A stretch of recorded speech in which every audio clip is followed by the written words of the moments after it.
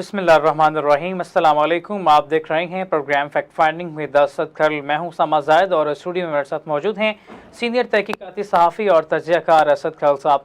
नाज़रीन ग्राम, जिस तरह से चेयरमैन PTI पर मुश्किलात का दौर इस वक्त चल रहा है, चेयरमैन PTI मज़ीद 3 मुकदमात में नामजद कर लिए गए। ये सिलसिला कब तक रुकेगा, कब ये सर्द हवा का झोंका तरीके इंसाफ को मौसूल होगा? इससे पहले पिछले प्रोग्राम में जो हमारे सीनियर तजज़ियाकार हैं असद खल साहब, वैसे तो तरीके इंसाफ के कारकुनान को खुशखबरी सुना चुके हैं, लेकिन ये केसेस का दौर ये कब ख़त्म होगा, इस हवाले से बात करेंगे। असद खल साहब, 3 मजीद मुकदमात में चेयरमैन PTI को नामजद कर लिया गया। जी बिल्कुल, चेयरमैन जो PTI हैं जना उस समेत जो दीगर जो इंसदार दहशतगर्दी के तहत या जो दीगर मकामात अस्करी टावर और दीगर जो उस हवाले से जो मुकदमात साना 9 मई के हवाले से जो हुए थे, उन 3 मुकदमात के अंदर उनको नामजद कर दिया गया है। और उसमें अस्करी टावर भी है और उसके साथ साथ जिस तरह बताया जना हाउस, और इसके अलावा जो है मॉडल टाउन जो है वज़ीर आज़म सेक्रेटेरिएट पर, ये 3 बेसिकली मुकदमे हैं। वहाँ पे भी जो हमला किया गया था और पुलिस का ये कहना है कि जो चेयरमैन PTI के ख़िलाफ़ दहशतगर्दी की दफ़ात जो 780 है और अब मज़ीद मुकदमात जो है उनमें नामजदगी के बाद चेयरमैन PTI की दहशतगर्दी के मुकदमात की तादाद 10 होगी। इससे पहले आपको पता है फैसलाबाद, रावलपिंडी, मियाँ वाली और अब लाहौर के ये 3 मुकदमात ओवरऑल अब तक जो साने 9 मई के हवाले से या जो साज तनसीबात या अहम तनसीबात या फ़ौजी तनसीबात या शोदा के जो मुजस्मे या जो PF बेस की बात करें, मियाँ वाले की, जना हाउस, GHQ, तो इस तरह के इस्लामाबाद, रावलपिंडी, फैसलाबाद ISA के दफ्तर, मियाँ वाली एयर बेस और इस तरह जिसमें 3 ये मकामात हैं। तो ओवरऑल चेयरमैन PTI के जो इंसदाद दहशतगर्दी की अदालतों के अंदर जो ज़ेर समाअत मुकदमात और जो इंसदाद दहशतगर्दी और दीगर संगीन दफ़ात के तहत जो मुकदमा दर्ज, उसके अंदर जो है अब 10 उनकी तादाद हो गई है। तो ज़ाहिर बात है वो आगे जाके रिपोर्ट भी है कि उनका चेयरमैन PTI के हवाले से, तो वो बड़ी दिलचस्प रिपोर्ट है, वो भी हम दिखाएंगे इस जो सेगमेंट के एंड में। बिल्कुल। तो इसके साथ अगर बात की जाए तो आज इसके बाद साबिक वज़ीर आला पंजाब जो है परवेज इलाही साहब, वो भी मुसलसल मेरे ख्याल में कुछ खबरें आ रही थी, आपने बताया कि पार्टी छोड़ना चाहते हैं, क्या वजह? मैंने ऐसी कभी खबर नहीं दी जो कि मुस्तनद ना हो। देखें, चौधरी शुजात हुसैन 3 मुलाकातें उनसे कर चुके हैं। पहले उन्होंने मुलाकात की, उसके बाद चौधरी वजार हुसैन को लेके भी गए, उसके बाद फिर मुलाकात की। उनके साहबजादे शाफी हुसैन ने अभी कहा है कि जी हम छोड़ने के लिए तैयार हैं, यानी हुकूमत की जानिब से वो बयान दे रहे हैं, लेकिन मैंने उनका जवाब दिया कि वो मान नहीं रहे और साथ चौधरी मोहन लाई को टैग भी किया। अब मामला ये है कि चौधरी परवेज इलाही साहब जो है, आपको पता है कि उनके ऊपर FIA का मुकदमा भी बना है, एंटी करप्शन के मुकदमात भी हैं और बहुत सारी डुप्लीकेशन भी है और बहुत सारे ऐसे मुकदमात हैं जो उनके ऊपर या चौधरी मोहन लाई के ऊपर या चौधरी परवेज इलाही के ऊपर हैं, जो कि पहले नैब FIA के अंदर वो मुकदमात बने, फिर डुप्लीकेशन भी हुई, फिर उसके अंदर उनकी बहुत सारे मुकदमात में इक्विटल्स भी हुई और ये बहुत सारे जो मामलात हैं वो टैक्स रिटर्न और गोशवारों के अंदर चीज़ें भी वो बार बार रिपीट की जाती हैं। पहले भी कई दहाइयों से मुकदमात उनके पेंडिंग थे, मेगा करप्शन केसेस में थे और इस तरह उनको टूल के तौर पर उनके खिलाफ मुकदमात को इस्तेमाल किया जाता रहा। बहरहाल अब वो नहीं मान रहे, पाँव उनके सूजे हुए हैं। जो फोटोशूट किया जाता है, यानी चौधरी शुजात की जानब से, हुकूमत की जानब से, उनके साहबजादों की जानब से मीडिया में ये खबरें फैलाई जाती हैं कि जनाब उनको तो सारी सहूलतें मिल रही हैं और वो उनको एज ए साबिक चीफ मिनिस्टर के तौर पर डिप्टी प्राइम मिनिस्टर रहे हैं, कई दफ़ा वज़ीर आला पंजाब रहे हैं, एक दफ़ा तो नहीं रहे ना अभी PTI के दौर में, उससे पहले भी तो रहे हैं ना कई दफ़ा। तो उनको जो लाहौर हाई कोर्ट ने कहा कि इनको जो क्लास मिलनी चाहिए वो मिले, लेकिन वो हाई कोर्ट की कंप्लाइंस के लिए तो वो फोटोशूट करके उसके बाद फौरन चीज़ें गायब कर देते हैं। तो उनका पाँव सूजा हुआ है, शुगर पेशेंट है, रात को उनको तबीयत अचानक ख़राब हुई, उनकी अहलिया को फ़ोन किया गया रिपोर्टें मंगवाने के लिए सिर्फ, और उसके बाद उनको मिलने तक नहीं दिया गया और फिर वापस जेल में फेंक दिया गया उनको। एक मुकदमे से निकलते हैं, दूसरे में पकड़ लेते हैं। मुकद्दर गाड़ियाँ जो है वो पहले खड़ी होती हैं। एक खुद उन्होंने अपना बयान है कि 7 दिन तक उनको कपड़े नहीं दिए गए, खुद कपड़े धो के उन्होंने पहने, उनका अपना बयान है। फिर मोहन इस्लाही साहब के बयान भी आ चुके हैं। तो अब मामला ये है कि वो तो छोड़ने को तैयार हैं, लेकिन वो फिलहाल PTI को छोड़ने को तैयार नहीं है। और ये जो बेपरकियाँ उड़ाई जा रही हैं जी, वो कह रहे हैं, चौधरी मोहन इस्लाही साहब की कई दफ़ा इस हवाले से वजाहतें आई हैं और वो फैक्ट चेक के हवाले से कुछ लोगों को उन्होंने कहा कि उस वक्त आपके फैक्ट चेक के लिए किधर चले जाते हैं। देखिए, कोई भी अगर खबर है तो वो उनसे कन्फर्म की जा सकती है, लेकिन ये बेबरकियाँ उड़ाई जा रही है। मैंने भी उनको ट्वीट किया है और ये सारी चीज़ें मैंने भेजी हैं चौधरी मोहन इस्लाही को कि वो आप इस हवाले से अवाम या मीडिया के ताकि अफवाह फैक्ट्रियाँ जो बंद हो सके। बहरहाल आखिरी फैसला उनका है, चौधरी परवेज इलाही का, मोहन इस्लाही का, या उनके जो और रुफ़का हैं जो करीबी साथी हैं कि उन्होंने क्या अभी तक उनका तो फैसला जो यही है कि अटल है, वो डटे हुए हैं, वो खड़े हुए हैं और वो खड़े रहेंगे। सब यहाँ पर आगे बढ़ेंगे। वज़ीर इत्तलात जो है मरियम औरंगज़ेब साहिबा ने चेयरमैन पीटीआई के हवाले से अहम बयान दिया, उस पर तरीके से पहले मेरा ख्याल है उनका बयान खुद सुन लें तो फिर उस पर जी। एक दफा आईनी तरीके से एक नाअहल, नालायक और चोर वजीर आजम को वोट के जरिए पार्लियामान से उठाकर बाहर फेंका था। वो अपने इक्तदार की हवस में उसने पहले साइफर लहराया, वो साजिश नाकाम हुई तो 25 मई का ऐलान किया, वो साजिश नाकाम हुई तो उसके बाद लॉन्ग मार्च का ऐलान किया, वो साजिश नाकाम हुई और अपनी करप्शन, अपनी चोरी से नजरें हटाने के लिए उसने जमान पाक में जब उनके पास वारंट गए तो उन्होंने पेट्रोल बम से पुलिस वालों के सर तोड़े, रेंजर्स और पुलिस की गाड़ियां जलाई और उसके बाद जब वो साजिश भी नाकाम हो गई, लेकिन ये वही घिनौने काले गुंडे चेहरे हैं जिन्होंने पहले पाकिस्तान टेलीविजन के ऊपर अटैक किया और अब रेडियो पाकिस्तान के आर्काइव्स को जला दिया गया है। ये वो गुनाह है जिसमें तारीख कभी इनको माफ़ नहीं करेगी, क्योंकि ये प्राइसलेस ख़जाना था रेडियो पाकिस्तान का जिसको नजर आतिश किया गया।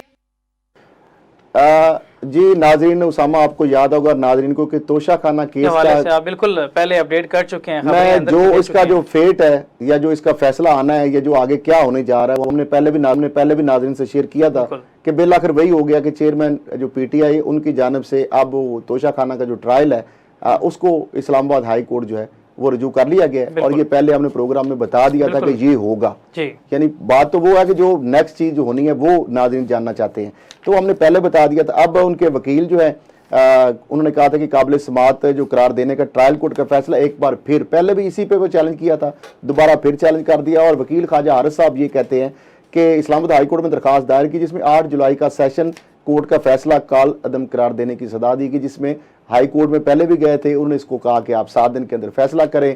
तो इन्होंने फैसला जो है वो 4 दिन 3 दिन रहते थे, अभी कर दिया।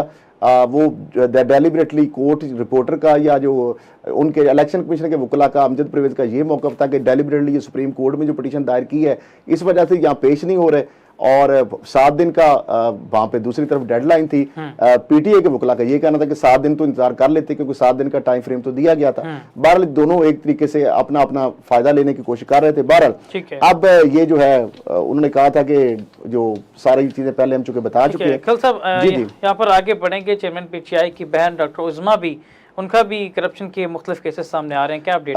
देखिए, एक तो उनके ऊपर जिस तरह बताया कि लिया अराजी स्कैंडल केस जिसमें 5000 कनाल से जायद जो ग्रेटर थाल वाली थी 13 करोड़ की जमीन उन्होंने खरीदी और 3 अरब की उसकी मालिकियत एंटी करप्शन की एफआईआर के मुताबिक बताई जाती है। 5 लोगों के ऊपर मुकदमा हुआ था। एक डॉक्टर उज़मा खान जो न्याजी साहिबा जो हैं वो हमशीरा हैं चेयरमैन पीटीआई की, और चेयरमैन पीटीआई चूँकि उस वक्त प्राइम मिनिस्टर थे, और उस्मान बुज़दार साहब उनके जो बड़े खिलाड़ी थे, पंजाब के वज़ीर आला थे, और उसके साथ जो चेयरमैन पीटीआई के बहनोई और डॉक्टर उज़मा साहिबा जो है उनके खामद आद खान, और साथ एक गुलाम असगर पटवारी थे। 5 लोगों के ऊपर पर्चा हुआ था और उसके अंदर उस्मान बुज़दार साहब की कभी मैंने तलबी नहीं सुनी, लेकिन चेयरमैन पीटीआई और डॉक्टर उज़मा खान, उनके बहनोई और ना कभी पटवारी की पेशी की खबर आई है। तो बार इन 3 की तो बार बार पेशियों की खबरें आती, लेकिन अभी जा नहीं रहे गालबन। ये कोई उस हवाले से बेल वगैरह भी उन्होंने हासिल कर रखी है। तो अब एक और मुकदमा सामने आ गया जी उज़मा। तो इलेक्शन कमीशन नहीं, ये और एक नई खबर, ये वो तो पुरानी खबर हम बात कर रहे थे। एक और है उनकी, यानी हमशीरा जो है उनके ऊपर और डॉक्टर उज़मा खान के ऊपर एंटी करप्शन ने मुकदमा दर्ज कर दिया है।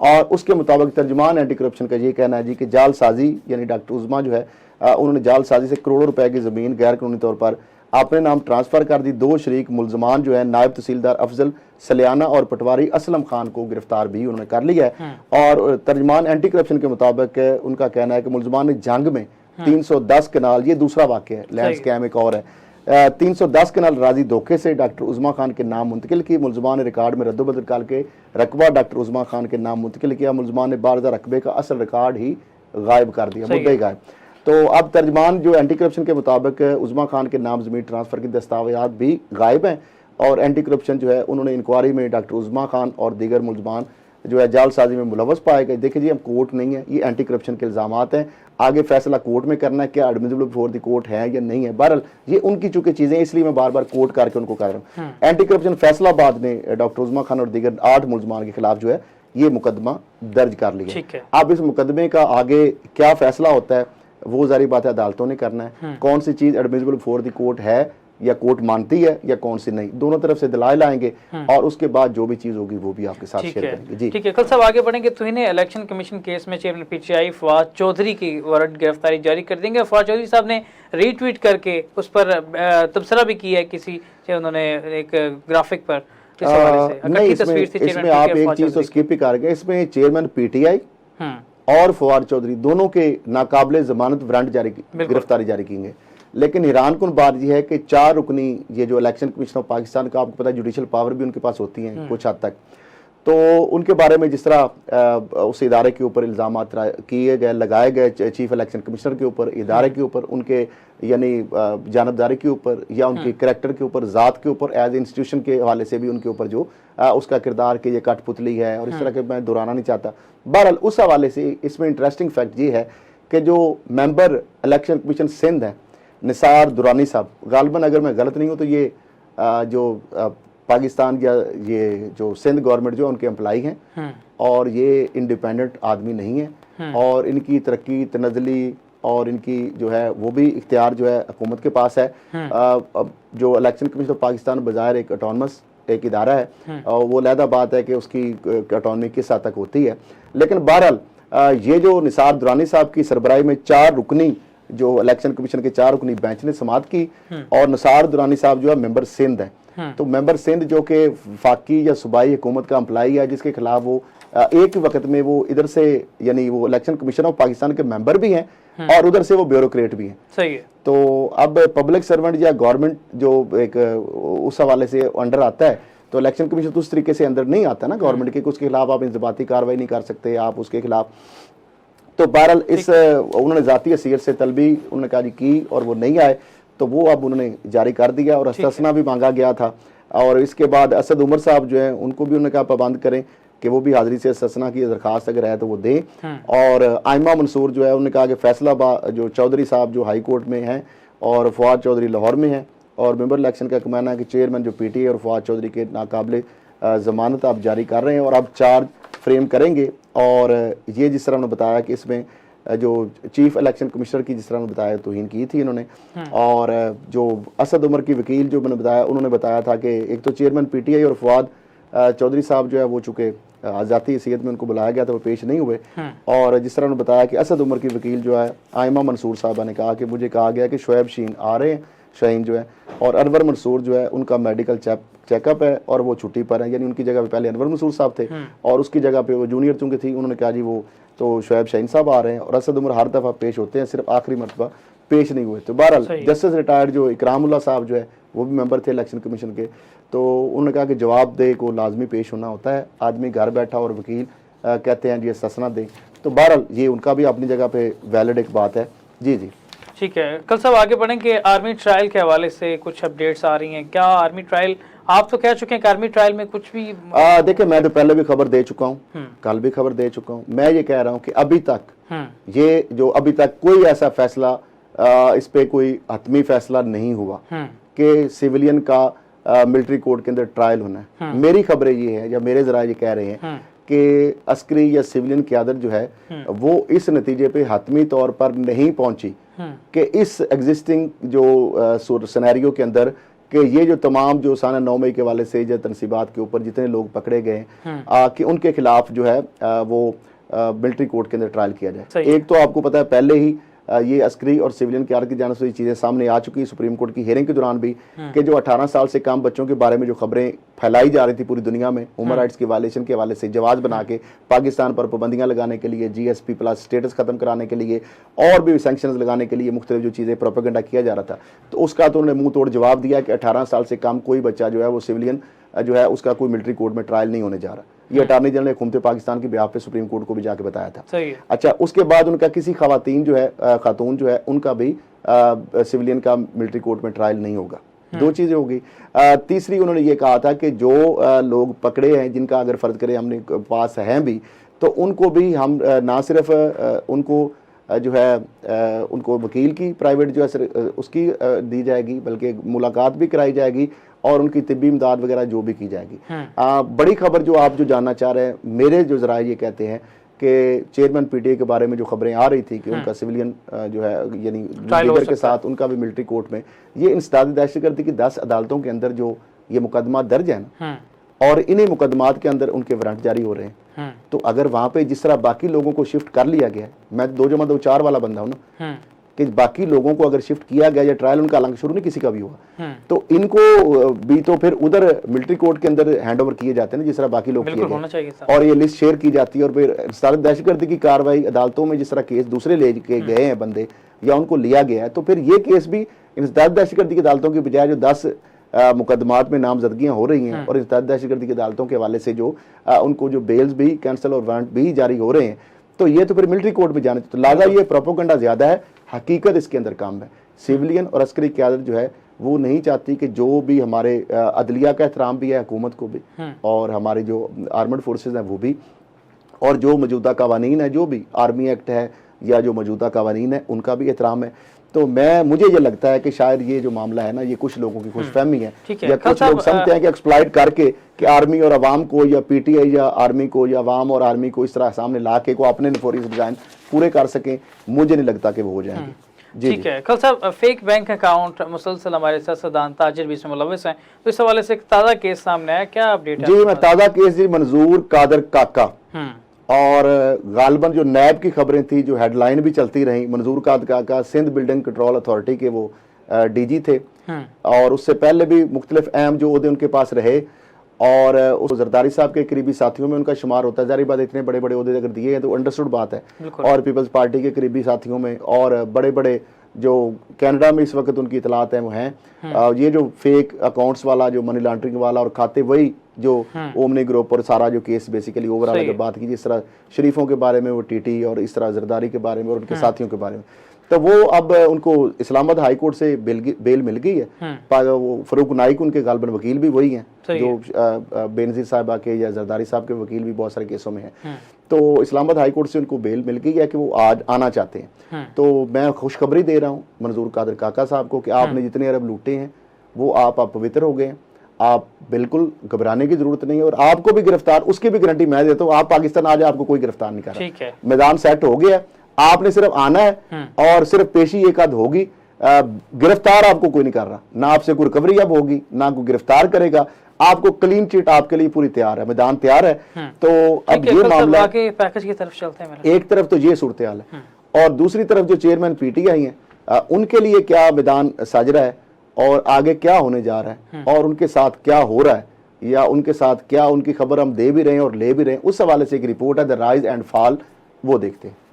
पार्टी के बड़े नाम अब मुंह मोड़ बैठे हैं, शायद कि अब दूसरों के साथ सर जोड़ बैठे हैं। मैं करूं तो क्या करूं इस हुकूमत का, पीटीआई वोटर तो कहते हैं हर तरफ चोर बैठे हैं। अब तो एक अदालत से दूसरी अदालत में, नैब एंटी करप्शन में पेशियां, जमानते तलबियां, इक़्तिदार के मजे लूटने वाली साबिक़ खातून अव्वल की पेशियों का सिलसिला भी जारी है। देखते हैं कब आती है चेयरमैन पीटीआई की गिरफ्तारी की बारी। अब तो अदालतों से भी आवाजें उठना शुरू हो गई हैं, क्या हम जमानतों के लिए ही बैठे हैं? ट्रायल शुरू और चेयरमैन पीटीआई समेत मुतअद्दिद साथ छोड़ जाने और अभी तक साथ निभाने वाले रहनुमाओं की जाती हैसियत से तलबियां, वारंट गिरफ्तारी का सिलसिला भी जारी है। क्या चेयरमैन पीटीआई को माइनस किया जा सकेगा? पार्टी पर पाबंदी आयद हो सकेगी? खबरें तो उसके बरक्स आ रही हैं। ऊंट किस किरट बैठेगा, ये तो आने वाला वक्त ही बताए।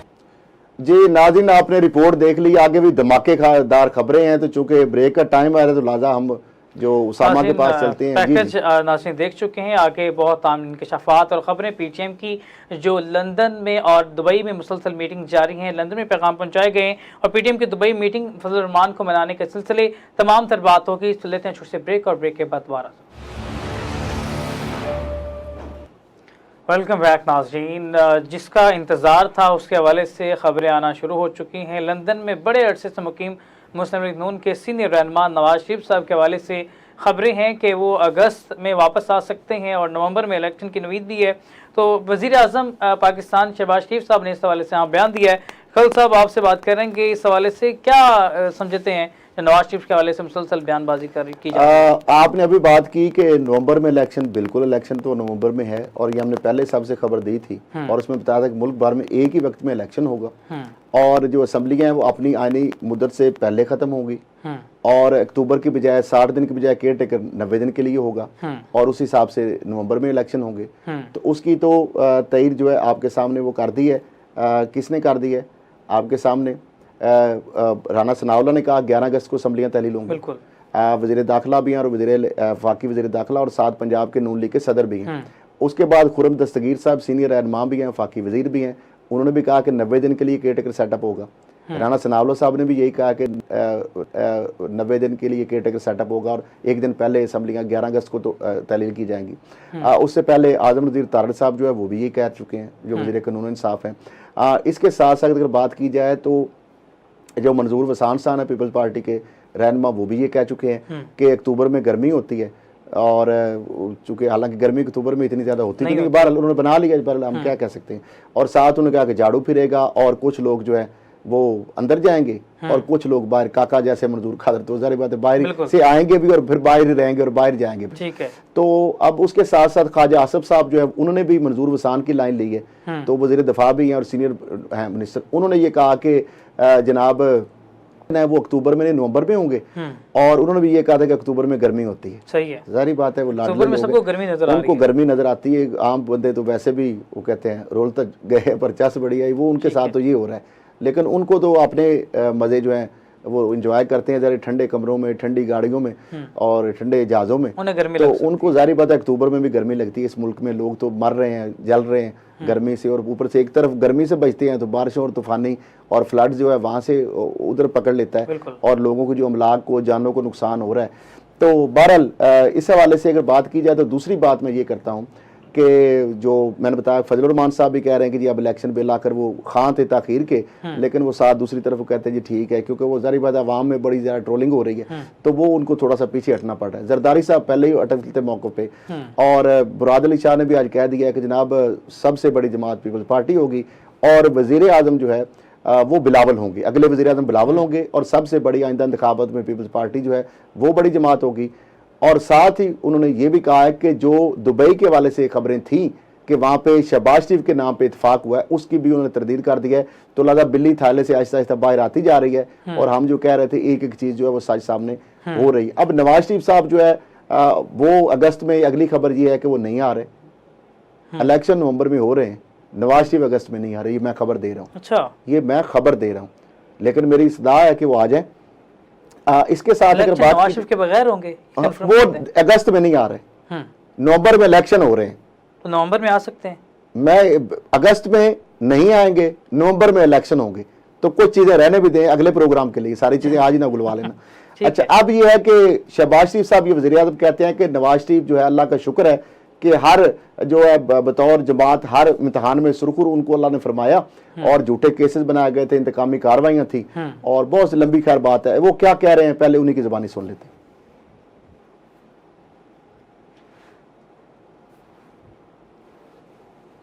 मेरे बुजुर्गों, मेरे नौजवान साथी और कौम के बेटों और बेटियों, मैं आपको आज ये कहने आया हूं कि मेरा अगर बस चलता तो 1 लाख लैपटॉप नहीं, आपको 10 लाख लैपटॉप के पाकिस्तान के हर बच्चे और बच्चियों को, हर बच्चे और बच्ची को लैपटॉप मिलता और इस तरह पाकिस्तान के अंदर राशन खौफ का कल्चर है वो खत्म होता, पाकिस्तान के अंदर बेरोजगारी उसका खात्मा होता। लेकिन इस साल जो गुजरा है इंतहाई मुश्किलात थी, बहुत मुश्किलात थी, चैलेंजेस थे। हमारी माश जो कि IMF की वजह से हमें दोबारा IMF के पास जाना पड़ा। मैं आपको ये कहना चाहता हूं कि IMF को हमने ये प्रोग्राम खुशी से कबूल नहीं किया, मजबूरी कबूल किया है।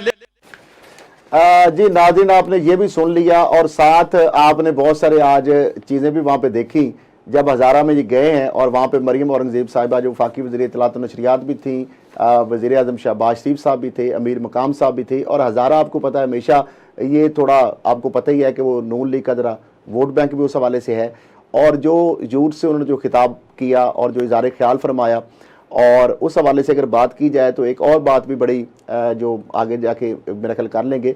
एक तो ये है कि वहाँ पे एक बच्चा आया और उसने स्पीच की और उसने कहा जी ये लैपटॉप की वजह से हम जो नौजवान नस्ल है हम कल को इसी कुर्सी पे बैठेंगे। तो बात बहुत उनको भली लगी, उन्होंने फौरी तौर पर वहाँ से उनको पकड़ा और उनको कुर्सी पे बिठा दिया। लेकिन वो चंद सेकंड की एक फ़ोटो सेशन ज़रूर था। तो काश ऐसे जो नौजवान हैं उनको ये मौका मिले कि वो भी मेरिट पर इन कुर्सियों तक भी पहुँचे। तो वो क्या एक मनाजर थे वो उसी सुनाते भी हैं और दिखाते भी हैं। जी लैपटॉप नहीं है, ये स्टूडेंट के लिए एक खजाना है। वो इसी तरह यूथ प्रोग्राम लेके आए इन टैलेंटेड स्टूडेंट के साथ ये, और ये टैलेंटेड स्टूडेंट आपके विजन पे भरपूर उतरेंगे और ये कल का आपकी कुर्सी पे यही लोग बैठेंगे। तो नाज़रीन, कुर्सी पे अब कौन बैठना है या किसने बैठना है, सारी कुर्सी की जंग लगी हुई है। राना सनाउल्लाह साहब फाकी वज़ीर दाखिला हैं, वो ये कह रहे हैं कि दुबई में तो मौलाना साहब ने ऐसे ही राई का पहाड़ बना दिया और वहाँ पे तो ऐसी कोई बात ही नहीं हुई है। और वज़ीर आला सिंध जो है वो भी कह चुके हैं कि वहाँ पे कोई शहबाज शरीफ साहब या उसके वजारत उज़्मा के ऊपर कोई इतफाक नहीं हुआ। तो फिर ये रौला किस चीज़ का है सारा? नवाज शरीफ साहब आ नहीं रहे नाली खत्म होने के बावजूद, केसेस में बरीयत के बावजूद, और बाकी मैदान भी सेट है उनके क्लीन चिट के लिए, तो वो आ नहीं रहे। और मौलाना फजलुर रहमान साहब जो है उनको भी वो बुला रहे हैं। और जिस तरह बताया कि राना सनाउल्लाह साहब का बात भी आ गई, मौलाना साहब जो है उस हवाले से बड़ी दिलचस्प चीज़ें हैं। एक तो आपको पता है कि मौलाना साहब और उनके जो साहबजादे हैं असदुर रहमान साहब, वो शहबाज शरीफ साहब के पास पहुंचे थे कल। हमने प्रोग्राम में बता दिया था, वैसे कल भी बता दिया था। और वो पहले खबरें आई, हमदुल्ला साहब का रिएक्शन आया, फजलुर रहमान साहब की बातें आई, उसके बाद बुला लिया, नवाज शरीफ साहब ने भी बुला लिया और उनके भाई जो वज़ीर आज़म पाकिस्तान उन्होंने बुला लिया। तो वहाँ पे वो कहते हैं जी, उनकी जानब से जो बयान आ रहे हैं कि जनाब हम तो गए थे जो स्वीडन का वाक़या उस हवाले से, और उस पर मजम्मत हमने करनी थी और उस पर तारीफ उनकी शुक्रिया अदा भी करना था। और दूसरा हमने तो कुछ और चीज़ें बताई थी, लेकिन बहरहाल उनकी तरफ से ये चीज़ आई है। और साथ जो हमदुल्ला साहब का है वो भी रिकॉर्ड पे चीज़ें हैं कि किस तरीके से वो कह रहे थे कि हमें नज़रअंदाज किया गया। तो ये अगर ऐसी बातें नहीं थी तो मौलाना फजलुर रहमान साहब हवा में भी ऐसी बातें छोड़ दी, हमदुल्ला साहब ने भी, और राना सनाउल्लाह साहब अब मुकर रहे हैं, और उधर से वज़ीर आला जो है सिंध है वो भी बीच में से पतली गली से निकलने की कोशिश कर रहे हैं। तो फिर पूरी कौम को ट्रक की बत्ती के पीछे क्यों लगाया गया? ये इतनी हाइप क्यों क्रिएट की गई? और सारी चीज़ें उस वक्त तो किसी तरदीद नहीं की। अब जब मौलाना साहब ने एकदम से रौला डाला है तो एकदम सारे जो है पीछे हट गए। और वो दुबई मुलाकात जो है वो बिल्कुल जिस तरह वो मिसाल है कि वो सर से सींग वाली बात है। तो मसला ये है कि अब गिले शिकवे जो है वो दुबई मुज़ाकरात के हवाले से नवाज शरीफ ने पहले भी हमने बताया था, कल भी, कि यकीनदानी कराई है और वो कायल होते हैं या माइल होते हैं। तो बाहर इलेक्शन के हवाले से मौलाना साहब क्या फरमाते हैं, ये उनके क्या ख्यालात हैं, पहले उन्हीं की ज़बानी सुनते हैं। मैं बड़ा क्लियर कर दूं, पीडीएम इंतखाबी इत्तेहाद नहीं है, उसको मेयार तस्लीम नहीं करते, लिहाजा अब नए इलेक्शन होंगे। और ये मुल्क के हालात मार्च के लिहाज से जो इस वक्त आप सवाल कर रहे हैं, इस मुल्क की सूरत हाल को हम क्या नए हंगामों के और नए प्रैक्टिसेस के पेड़ चढ़ा दें?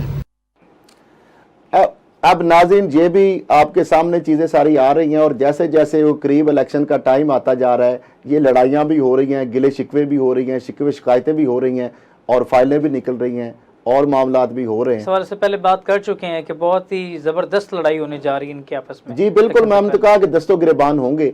और आप देखें कि आप जो मरियम साहब कह रही हैं हमने 2 तारीख शरीयत लेनी है, और पहले बिलावल साहब भी कह चुके सवात में कि सबसे बड़ी हमारी जमात होगी। और जिस तरह हमने कराची मेयर का इलेक्शन यानी अकलियत के बावजूद जीता, तो उस तरीके से बाग का भी जीता, तो इस तरह मुल्क में जीत के दिखाएंगे। मरियम साहब ने उससे अगले दिन जो एक मीटिंग हुई, कुछ लोगों ने ज्वाइन किया, उन्होंने कहा कि सबसे बड़ी जमात हमारी होगी और 2 ताई अक्सरियत से आएंगे। नून लीग का यह दावा है कि चौथी बार नवाज शरीफ वज़ीर आज़म, और 2 ताई अक्सरियत पीपल्स पार्टी कहती है जी हमारा वज़ीर आज़म बिलावल है और हम सबसे बड़ी जमात होंगे। नून लीग को खतरा तो पड़ गया। अब फजलुर रहमान साहब बीच में उन्होंने शोर डाल दिया ना कि जनाब आपस में अगर आपने बंदर बांध कटनी है, और मजूर वसान साहब ने एक नया कट्टा खोल दिया कि जनाब नून लीग या पीपल्स पार्टी के अंदर से वजारत उज़्मा होगी। तो अब फजलुर रहमान साहब को या तो ईवान सदर में बिठा दें आप, क्योंकि पर्क्स एंड प्रिविलेज सरकारी मराद तो जारी बात है उनकी बनती है, पीडीएम के भारी भरकम। अब मसला ये है कि क्या पाकिस्तान का फेस या इस जैसर में वो सदर वाने सदर में बैठ सकते हैं। इस तरह भी चीजें हो रही हैं ना कि नवाज शरीफ ने उनको लॉलीपॉप दिया जो हमारी जरा से कि आप जरदारी साहब को मना लें, क्योंकि जरदारी साहब खुद उम्मीदवार हैं ईवान सदर के, वो मुकर जाए अलहदा बात है, लेकिन बहरहाल किसका दिल नहीं करता ईवान सदर में बैठने के लिए। पहले चेयरमैन कश्मीर कमेटी बन के आपको पता है कितने करोड़ की लाखों की लस्सी पी गए थे वो, और कश्मीर कमेटी के हवाले से चेयरमैन थे, लेकिन बयान को हमें नजर नहीं आया। वो अगर कोई है तो दिखा दें कि कहीं उन्होंने सख्त मौकफ, सख्त गिर जिस तरह वो कहते हैं मौकफ इख्तियार किया कि भारत वालों को उन्हें आंखें दिखाई हों और कहा कि निकल जाओ यहाँ से, हम वरना छोड़ेंगे नहीं आपको, या किसी आलमी फोरम में जाके कोई बात की हो, तो हमें तो नजर नहीं आया। बाकी पर्क्स एंड प्रिविलेज जो बहुत सारे मराहत उन्होंने तो ली। अब इसके बाद अगर आ जाती है कि नवाज जरदारी की जो मुलाकातों में ऐसा क्या तय फार्मूला जो हुआ था जिस पर वो नाराज हो गए, ये कमर जमान कारा सब एक तरफ पीपल्स पार्टी के रहनुमा भी हैं, एक तरफ मामले खसूसी वज़ीर आज़म के भी हैं, अजीब वो गरीब किस्म की खिचड़ी पकी हुई है। तो वो कह रहे हैं जी वहां पे तो कोई ऐसी बात ही नहीं हुई, यानी सारे आप बीच में से निकलते जा रहे हैं। इतने दिन से ये खबरें चल रही थी, हेडलाइन चल रही थी, किसी ने कोई तरदीद नहीं की, कोई वजाहत नहीं आई, सब खामोश थे। अच्छा, उसके बाद अब इंतखाबात वक्त पर होंगे और ये सब इस पे तो आ गए, और वही बात 90 दिन में होंगे, और तहलील पहले क्यों करनी है और 60 दिन की बजाय 90 दिन तक क्यों जाना है, ये क्यों सारे ये कर रहे हैं। तो अब ये चीज़ें जो हो रही हैं इसके साथ मैंने बता रहा हूँ कि ये जो चीज़ें हैं ये तो इलेक्शन तो नवंबर में होने ही होने, इस पे तो कोई आप ये कहना अगर कि ये हो नहीं सकता। और ये जिस तरह बताया कि वफाकी वज़ीर दाखिला ने भी कहा कि 13 की बजाय 11 को, वो पहले मैं बता चुका हूँ, और नवंबर में होंगे, ये भी मैंने बता चुका। अब ये है प्लान ए कि नवंबर में इलेक्शन होने का ये सारी कहानी बनेगी, ठीक है, ये एक प्लान ए है। इसके बाद प्लान बी और सी भी है। प्लान बी क्या है? और एक अल्लाह के पास भी प्लान है, बिल्कुल ठीक है। तो बस इन चीज़ों पे थोड़ा यहाँ तक कि मैं लॉक करता हूँ इसको, अगले प्रोग्राम में थोड़ी सी और चीज़ें भी बताएंगे कि प्लान बी क्या है और प्लान सी क्या है, और फिर अल्लाह का प्लान तो अल्लाह के पास है, वो मेरे पास तो नहीं है, लेकिन यहाँ पे और 2 प्लान जो है वो पेंडिंग है। तो अब IMF के हवाले से अगर बात की जाए तो बहुत एक और मामला जो है 8.2 बिलियन डॉलर जो है उसकी फाइनेंसिंग का जो उन्होंने एक गैप प्लान जो है वो गैप प्लान जो है उन्होंने मांगा है, और उसमें वो ये कह रहे हैं कि 8 अरब और 20 करोड़ डॉलर जो है उसकी फाइनेंसिंग का जो गैप है प्लान। आपको मैं कल भी बताया था कि 75 बिलियन डॉलर हमने 3 साल में देने, इस फिस्कल ईयर में हमने 24 अरब डॉलर तकरीबन देना है वापस करना आलमी मालियाती इदारों को, IMF और दीगर को। तो ये एक गैप है। इसके हवाले से एक जो बात मैं आगे करता हूँ जाके वो भी, तो अब इस गैप को फिल करने के लिए क्या क्या हमारी सिविलियन और अस्करी क़यादत, नो डाउट उनकी जो एफर्ट्स है कि ना सिर्फ पाकिस्तान को डिफॉल्ट के खतरे से बचाया, और इससे पहले भी PTI की हुकूमत में भी जब PTI के पास नंबर गेम नहीं थी और फाटफ के वाले से ग्रे लिस्ट से ब्लैक लिस्ट में भी हम जा रहे थे, और ग्रे लिस्ट से निकलना भी मुश्किल हो रहा था, और इवन के ब्लैक लिस्ट में जा रहे थे, और फाटफ का बिल था, तो अपोजिशन जो जमातें इस वक्त जो हुकूमत में है, जो PDM की जो पार्टियां हैं, उन्होंने अपनी करप्शन के बचाव के लिए NRO मांग लिया था, लेकिन वहां पे अस्करी क़यादत थी जिसने PTI की नंबर गेम ना होने के बाद मुल्क के वसी तर मफाद की खातिर फाटफ का बिल पास करा के पाकिस्तान को ब्लैक लिस्ट होने से, डिफॉल्ट होने से और सैंक्शन लगने से और ग्रे लिस्ट से भी निकाल लिया। तो अब ये भी उन्होंने अब फिर रेस्क्यू किया है हमारी अस्करी क़यादत ने, सिविलियन क़यादत, जिसका वज़ीर आज़म साहब खुद एतराफ़ कर रहे हैं। कल भी उन्होंने किया कि सिपा सलार ने जो इनिशिएटिव बहुत बड़ा जो ग्रीन जो रेवोल्यूशन जो है सबज़ ज़र इनकलाब का, तो उनका सिपा सलार का ये आइडिया था जिसमें 44 लाख एकड़ जो ज़मीन है उस पर और फॉरेन डायरेक्ट फॉरेन इन्वेस्टमेंट आएगी, और उसके अंदर 3 ट्रिलियन की बात हो रही है सरमायाकारी की, और 3 अरब डॉलर जो उससे आएगा फॉरेन। अब एक और चीज़ है इसके अंदर, मैं समझता हूँ कि अगर क्रेडिट देंगे तो वज़ीर आज़म शहबाज शरीफ के साथ अगर अस्करी क़यादत आपको पता है, और जो आसिम मुनीर साहब जो चीफ ऑफ आर्मी स्टाफ है, ये सऊदी अरब में भी रहे हैं बहुत अरसा, और UAE के साथ इनके बड़े अच्छे रिलेशन है। और पहले भी आपको पता है जब PTI भी फंसती थी बुरान में, तो उस वक्त बाजवा साहब उनको हमेशा रेस्क्यू करते थे, कभी चाइना से पैसा लाते थे, और कभी वो सऊदीया से लाते थे, और कभी मुत्तहदा अरब अमारात से लाते थे, और कभी टर्की जाते थे, क्योंकि बहुत सारी जो गारंटीज है सॉवरन हमारी, क्योंकि ये हुक्मरान है इनके ऊपर कोई बिलीव नहीं करता, इनकी कोई बात नहीं सुनता, तो वो गारंटी मांगते हैं GHQ से, वो ISI और आर्मी चीफ से गारंटी मांगते हैं, क्योंकि इनकी स्टेबिलिटी नहीं है, कंटिन्यूटी नहीं है हमारी हुकूमत, हमारे मुल्क के जो सिस्टम है, हर बंदा आता है दिहाड़ी लगाता है बाहर चला जाता है, विजिटिंग है, लूटने के लिए आते हैं हुक्मरान, और उसके बाद बाहर चले जाते हैं, सिर्फ इक़्तिदार के लिए आते हैं।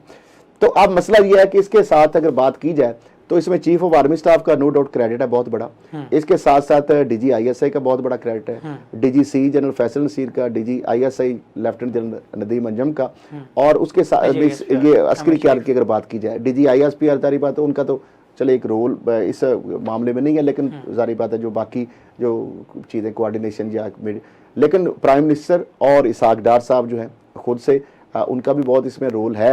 लेकिन मसला ये है कि $2 अरब ने सऊदी अरब से आ भी गया, स्टेट बैंक के अकाउंट में भी आ गया, वो उन्होंने अमानतन रखा है। जो हमारा आपको पता है ना, जो हमारा एक ख़ास हद तक हमारे पास ज़र मुबादला के जो ज़खायर उससे कम हो रहे हैं, तो उन्होंने अमानतन वो रखवाया है पैसा, लेकिन वो पैसा अमानतन रखवाया। लेकिन हम जब हमारे पाकिस्तान के अंदर जो आज वज़ीर आज़म साहब ने कहा कि हमको बेकारी नहीं है, और जहाँ पे भी जाते हैं उनका अपना बयान है आज का ही कि उनका कि लोग मुंह देख के चेहरों से पढ़ते हैं और वो कहें कि ये मांगने लगे हैं, अभी मांगने के लिए आए हैं।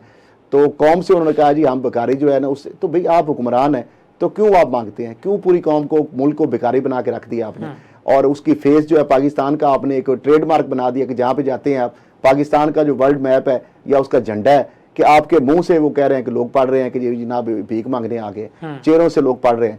तो ये किसका कसूर है? ये हुक्मरान तो आप रहे हैं 30 साल से 35 साल से, तो पीपल्स पार्टी और नून लीग बार बार आ रही, बीच में 3.5 साल ये एक तीसरी कुव्वत आई है ना, बाकी तो गुज़श्ता 3 दहाइयों से आपके पास हुकूमत थी। तो इस नौबत तक क्यों हम पहुंच गए कि तो अब इसहाक डार साहब जो है पहले उन्हीं की ज़बानी सुन लें कि वो जनाब बहुत बड़ा, क्योंकि हम भीख लेके इस तरह के पैसे लेके तो खुशियां मनाते हैं। जी इसहाक डार साहब क्या कहते हैं? इस मौके के ऊपर जनाब वज़ीर आज़म मियां मोहम्मद शहबाज शरीफ साहब की तरफ से, army chief general Asim Munir साहब ने उनकी तरफ से और अपनी तरफ से पाकिस्तान की आवाम की तरफ से सऊदी अरेबिया की लीडरशिप का, मोहम्मद बिन सलमान और उनकी लीडरशिप का शुक्रिया अदा करता हूँ कि वो हर मौका पर पाकिस्तान के साथ खड़े होते हैं, पाकिस्तान के यानी एक ट्रू जो है ब्रदर के तौर के ऊपर वो अपना रोल अदा करते हैं। इसके लिए अवाम की तरफ से और अपनी लीडरशिप की तरफ से, अपनी तरफ से उनका इंतहाई मशकूर हूँ। जी नाज़रीन, ये भी आपने सुन लिया, और चेयरमैन पीसीबी जो है ज़का अशरफ जो है उनकी जो तैनाती कारदम करार देने के लिए दरख्वास्त की समाअत हुई, और उसके साथ साथ सरकारी टीवी के हवाले से जो एक मरियम औरंगजेब साहबा ने जो एक तरदीद की है, वजाहत की है, उन्होंने ये कहा कि आजम चौधरी साहब जो है सरकारी टीवी के मुलाजम नहीं है, लेकिन साथ ही दूसरी बात वो कह रही हैं कि वो पैनल जो था उसका वो हिस्सा थे और हिस्सा हैं। लेकिन आजम चौधरी साहब की जानब से ये खबर आई, निजी चैनल ने चलाई, मुख्तलिफ मीडिया आउटलेट्स के अंदर जो है अंग्रेजी अखबारात जो है उन्होंने भी खबर ये ली कि उनको निकाला गया उनके बकौल के बदतरीन, और उनको इल्ज़ाम ये है कि उन्होंने जो गवर्नर हाउस में एक सवाल किया था कि बदतरीन जो है एक संसद या मीडिया की आज़ादी के ऊपर प्राइम मिनिस्टर से, तो वो उनका एक जुर्म बन गया। लेकिन बहरहाल मरियम साहबा ये कहती है कि ऐसी बात नहीं है, वो मुलाजिम नहीं थे, पैनल का हिस्सा थे, हैं। देखते हैं जी वो आ रहे हैं, बाकी उस प्रोग्राम में पीटीवी आ रहे थे या अभी रहेंगे, तो बहरहाल उनका भी एक पॉइंट ऑफ व्यू है, वो हमने बता दी। अब एक हम रिपोर्ट देख लेते हैं कि नून लीग PDM या जो मौजूदा जो हुक्मरान है, इस हवाले से छोटी सी एक हमने रिपोर्ट बनाई है कि आगे क्या मंजरनामा बन रहा है, ये क्या होने जा रहा है, और उनकी खबर हम दे भी रहे हैं और ले भी रहे हैं। उस हवाले से एक रिपोर्ट देखिए। कितना जुर्रतमंद है मेरा शेर, चाहे जेल में जाना पड़े पाकिस्तान आऊंगा, पाकिस्तान और अवाम को बहरान से निकालूंगा। खिदमत का जज्बा ऐसा कि मुखालिफ भी हो गए हैरान। सियासी मुलाकातों का सिलसिला भी जारी है, मगर मियां साहब एक को बुलाना भूल गए। कहीं सुलह कहीं नाराजगी। नवाज शरीफ ने मौलाना फजलुर रहमान को दुबई बुला लिया। मौलाना इलेक्शन में ताखीर के ख्वाह आसिफ जरदारी बरवक्त इलेक्शन के मौकफ में किस सूरत पीछे न हटने को तैयार। क्या नवाज शरीफ मौलाना को कायल करेंगे या मौलाना की नाराजगी की आड़ में जरदारी को इलेक्शन में ताखीर पर करेंगे आमादा। अभी तो हुकूमती ऐवानों से भी आवाजें उठना शुरू हो चुकी हैं। इलेक्शन ही अब मुल्क की सियासी मुआशी बहरान से निकालने का वाहिद हल तो है। और शहबाज हमजा, शहबाज के बाद सुलेमान, शहबाज भी FIA के 16 अरब रुपए के मुबैना मनी लॉन्ड्रिंग स्कैंडल से बाइज्जत बरी हो चुके हैं। नाज़रीन, खबरें और भी बड़ी बड़ी हैं, टाइम एक ब्रेक का आ रहा है, और फिर उसामा मुझे इशारा कर देता है कि जनाब टाइम ब्रेक है। जी उसामा। जी बिल्कुल, पैकेज आपने देखा है, लेते हैं छोटे से ब्रेक, और ब्रेक के बाद दोबारा।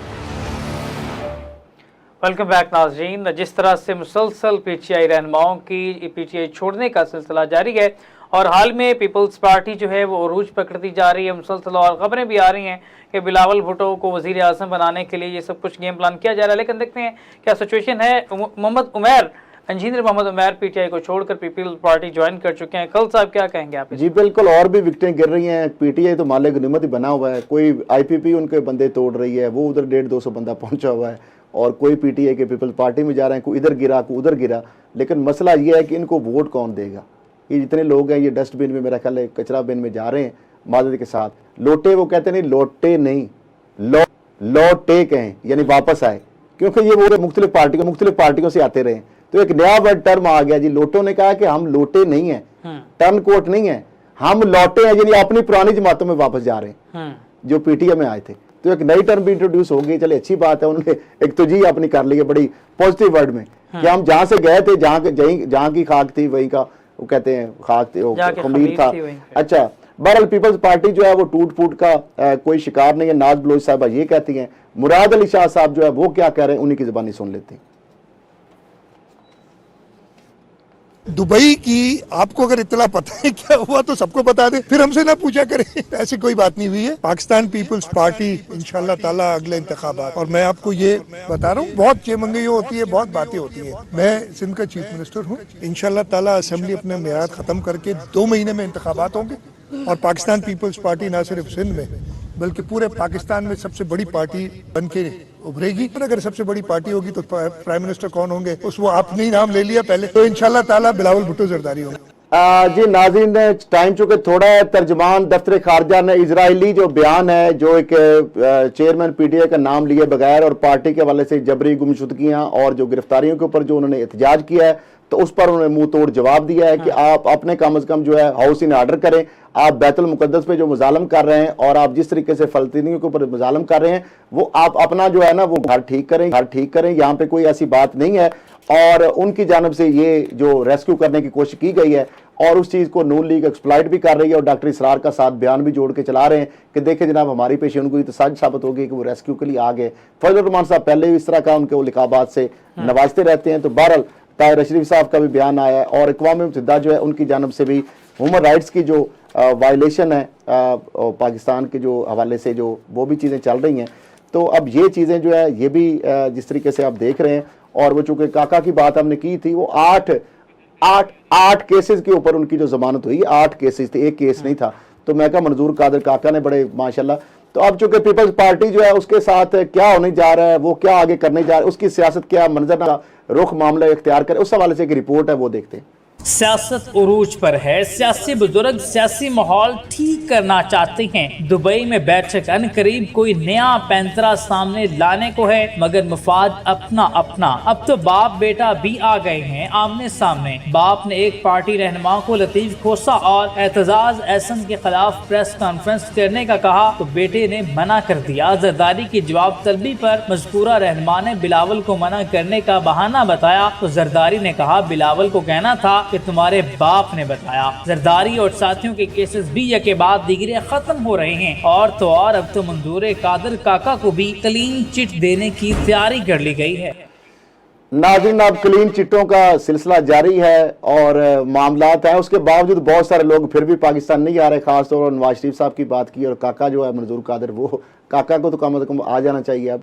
तो जी अपना उसामा, बिल्कुल पाकिस्तान का सियासी मंजरनामा आपके सामने है, इसको मज़ीद डिस्कस करेंगे, लेकिन प्रोग्राम का वक्त खत्म हो जाता है। अपने मेज़बान उसामा जायद और असद खल को दें इजाज़त। अल्लाह ने के बाद।